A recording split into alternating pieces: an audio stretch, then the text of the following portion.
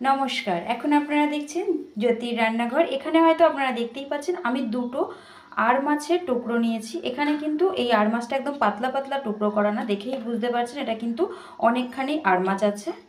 এখানে টোটাল দেখুন দুটো পিস মিলিয়ে এখানে 150 গ্রাম মাছ আছে। এই মাছটা আজ আমি কি বানাতে চলেছি, যদি ভিডিওটি স্কিপ না করে দেখেন অবশ্যই বুঝতে পারবেন। এখন আমি এই মাছটাতে সামান্য একটু হলুদ দিয়ে সেদ্ধ করে নিয়ে এসে আপনাদেরকে দেখাবো। দেখুন সম্পূর্ণ মাছটা আমি সেদ্ধ করে নিয়েছি, কেমন সুন্দর সেদ্ধ করে। এর যে কাঁটাগুলো ছিল, এর ওপরের যে কালো কালো চামড়া, তেল, এগুলো কিন্তু এই রেসিপিটার জন্য একদমই নেওয়া যাবে না, সেগুলো ছাড়িয়ে নিয়েছি। দেখুন এখানে কিন্তু একদমই কাটা নেই।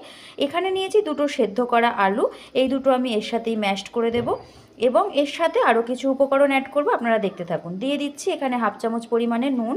এটা কিন্তু সম্পূর্ণ আমার ঠাম্মারই রেসিপি। আপনারা যারা নিয়মিত আমার ভিডিও দেখেন, আমি কিন্তু সদা সর্বদা চেষ্টা করি পুরনো দিনের রান্নাগুলোই আমার চ্যানেলে দেওয়ার, যাতে আপনারা সেই রান্নাগুলো দেখতে পারেন। দিয়ে দিচ্ছি কিছুটা কাঁচা লঙ্কা কুচোনো, আমার মা আমাকে সম্পূর্ণটা হেল্প করছে। দিয়ে দিচ্ছি এখানে বড় সাইজের একটা পেঁয়াজ, এই যে দেখুন ছোট ছোট করে কুচিয়ে নিয়েছি সেইটা। দিয়ে দিচ্ছি ধনেপাতা একদম ফ্রেশ একটু। দিয়ে দেবো এখানে হাফ চামচ পরিমাণে গুঁড়ো হলুদ। দিয়ে দেবো এখানে হাফ চামচ পরিমাণে জিরের গুঁড়ো। দিয়ে দেবো বাইন্ডিংয়ের জন্য এখানে 1 চামচ পরিমাণে বেসন। এবারে এটা সম্পূর্ণটা আমি খুব সুন্দর করে মাখবো, যাতে এটা একটা মণ্ডর মতন তৈরি হয়ে যায়। দেখুন আমি এখানে এটা সুন্দরভাবে মেখে নিচ্ছি। দিয়ে দিচ্ছি এখানে কয়েক দানা পরিমাণে চিনি। এটা কিন্তু সম্পূর্ণ মশলার স্বাদটাকে ব্যালেন্স করার জন্য, যারা চিনি খেতে চান না তারা এটা স্কিপ করে যেতে পারেন। দিয়ে দেবো এখানে সামান্য পরিমাণে কাশ্মীরি রেড চিলি পাউডার, এটা কিন্তু কালারের জন্য সম্পূর্ণটাই। দিয়ে দেবো 1 চিমটি পরিমাণে এখানে গরম মশলার গুঁড়ো। এইবারে এটা সম্পূর্ণটা আমি সুন্দর করে মেখে তুলব। দিয়ে দিচ্ছি এখানে এবার 1 চামচ পরিমাণে পেঁয়াজ বাটা। দিয়ে দেবো এখানে হাফ চামচ পরিমাণে আদা বাটা। দিয়ে দেবো এখানে হাফ চামচ পরিমাণে রসুন বাটা। এবারে এটা খুব সুন্দর করে এর সঙ্গে মিশিয়ে নিয়ে আমি মেখে নেব। দেখুন সম্পূর্ণটা মেখে নিয়েছি। এবার এটা কিছুক্ষণ সময় আমি 5 মিনিট মতো স্ট্যান্ডিং টাইমে রেখে দেব। সামান্য একটু সর্ষের তেল নিয়ে নিয়েছি আমি এখানে। নিয়ে এখান থেকে ঠিক এতটুকু পরিমাণে আমি আকার একটা তুলে নেব। দেখুন এইটুকুনি নিয়ে আমি এই রকম গোল গোল করে পাকিয়ে দেব। দেখুন একটা করে দেখিয়ে দিয়েছি আমি আপনাদের সুবিধার্থে, আরও একটা দেখুন ঠিক এই রকম অল্প অল্প নিয়ে হাতের তাড়ায় ঠিক এই রকম ছোট্ট ছোট্ট করে নিয়ে দেখিয়ে এরকমভাবে ঠিক রেখে দেব। এইবারে আমি বাদবাকি জিনিসগুলো একই এই রকমভাবে শেপ দিয়ে তৈরি করব। আপনারা চাইলে এটা গোলও করতে পারেন, লম্বাও তৈরি করে নিতে পারেন। সবগুলো দেখুন এরকম রেডি হয়ে গেছে। এবার চলে যাব পরবর্তী ধাপে। গ্যাসে এখানে দেখুন সাদা তেল বসিয়ে দিয়েছি, একে একে এবার বড়াগুলো এতে দিয়ে দেব। একটু আস্তে দেবেন, এই সময় কিন্তু গ্যাসের ফ্লেমটা একদমই কমানো থাকবে, বাড়াবেন না। আর এটা দেওয়ার পরে নাড়ানোর কোনো দরকার নেই, ধীরে সুস্থে হতে থাকবে। দেখুন একটা পিঠ দেখতেই পাচ্ছেন, ওপর থেকে দেখা যাচ্ছে কেমন সুন্দর লাল হয়ে গেছে। আমি দ্বিতীয় পিঠটাও ঠিক ওইভাবেই একইভাবে উল্টে দেব। এটা কিন্তু একদম আলতো হাতে করবেন, আর খেতে কিন্তু অসাধারণ হয়।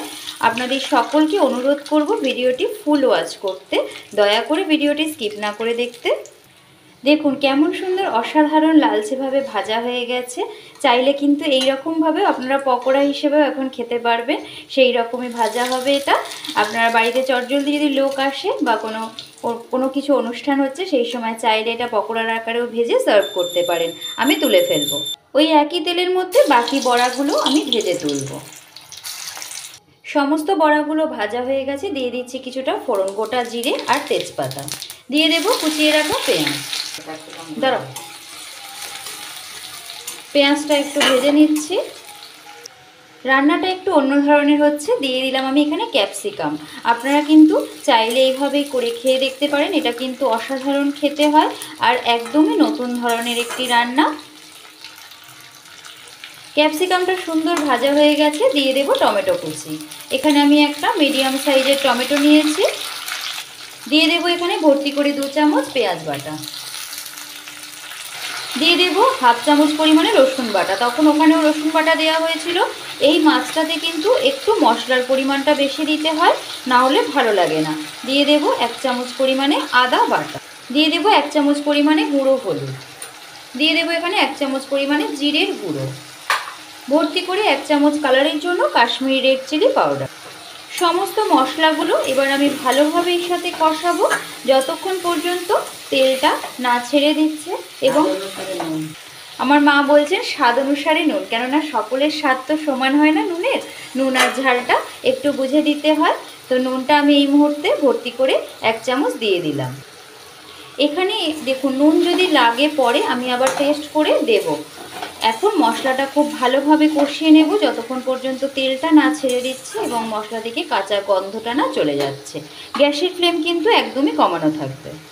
দিয়ে দেব 3টে চেরা কাঁচা লঙ্কা, ঝাল যদি আপনারা নিজেদের অনুযায়ী দেবেন, যেরকম খাবেন। দেখুন সম্পূর্ণ মশলাটা কষানো হয়ে গেছে, কেমন সুন্দর গন্ধ বেরিয়েছে। মিশিয়ে দেব গরম জল। আপনারা যারা নিয়মিত আমার ভিডিও দেখেন তারা অবশ্যই জানবেন আমি কিন্তু রান্নায় গরম জলটাই ব্যবহার করি।